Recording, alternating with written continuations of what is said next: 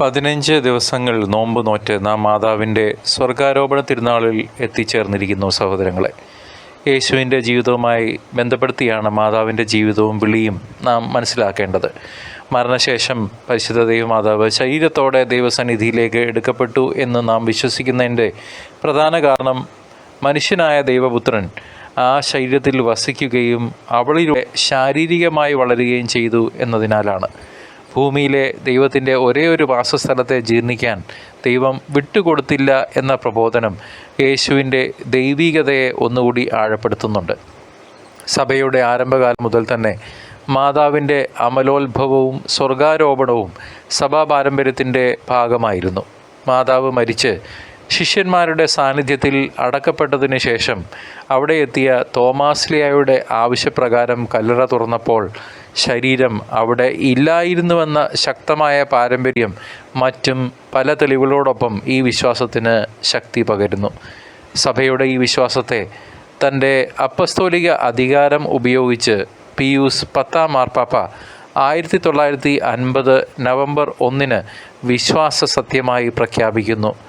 മുനിഫിചെന്തിസിമുസ് ദേയൂസ് എന്ന തിരുവെഴുത്തിൽ മാർപ്പാപ്പ പറയുന്നു, കന്യകാമറിയം തൻ്റെ ഭൂമിയിലെ ജീവിതം പൂർത്തീകരിച്ചപ്പോൾ ആത്മാവിലും ശരീരത്തിലും സ്വർഗീയ മഹത്വത്തിലേക്ക് എടുക്കപ്പെട്ടു. രണ്ടാം ലോക മഹായുദ്ധകാലത്ത് കോടിക്കണക്കിന് മനുഷ്യരെ കൊന്നൊടുക്കിയ അവസരത്തിൽ മാതാവിൻ്റെ സ്വർഗാരോപണ തിരുനാൾ പ്രഖ്യാപനം മനുഷ്യജീവൻ്റെ മഹത്വം എടുത്തു കാട്ടുന്നത് കൂടിയായിരുന്നു. യേശുവിലുള്ള നമ്മുടെ ആത്മീയ ജീവിതത്തിൽ നമ്മുടെ ശരീരത്തിനും വലിയൊരു സ്ഥാനമുണ്ട്. മാത്രമല്ല, നമ്മുടെ ശരീരത്തിൻ്റെ യഥാർത്ഥ അന്ത്യം ക്രിസ്തുവിൽ ആയിരിക്കേണ്ടതുമാണ്. പൗരസ്ത്യ സഭകളിൽ നൂറ്റാണ്ടുകളായി ഈ തിരുനാൾ അറിയപ്പെടുന്നത് ദൈവമാതാവിൻ്റെ ഉറക്കം എന്ന പേരിലാണ്. നാം മഹത്വീകരിക്കപ്പെട്ട ശരീരത്തോടുകൂടി ദൈവത്തിൽ ഉറങ്ങേണ്ടവരാണ്.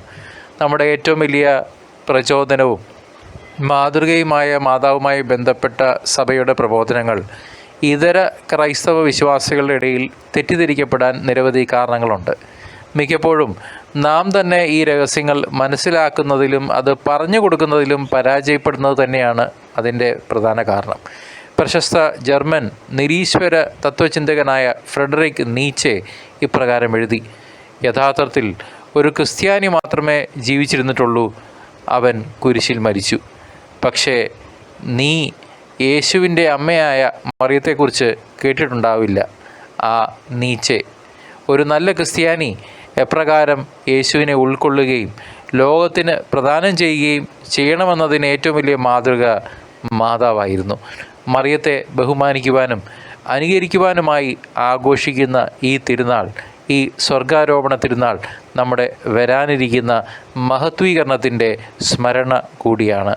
പരിശുദ്ധ ദൈവമാതാവേ, ഞങ്ങൾക്ക് വേണ്ടി അപേക്ഷിക്കണമേ.